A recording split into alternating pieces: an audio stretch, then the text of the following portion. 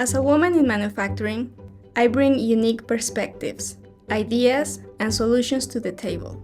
My name is Valeria. I'm a manufacturing supervisor, and I've been at Sanofi for 2 years.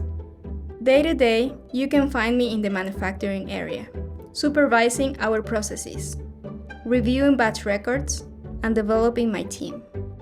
Leading employees, I strive to inspire my team, showing that leadership is for everyone.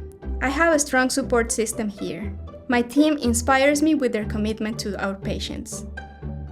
My family always encouraged my love of chemical engineering, and my husband is my biggest cheerleader.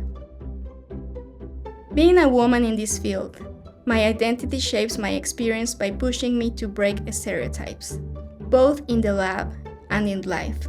When I'm not tied to the manufacturing suite, I'm competing in weightlifting. It teaches me the power of persistence and strength.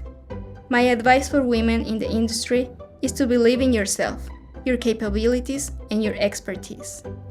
As women, we are paving the way for the next generation.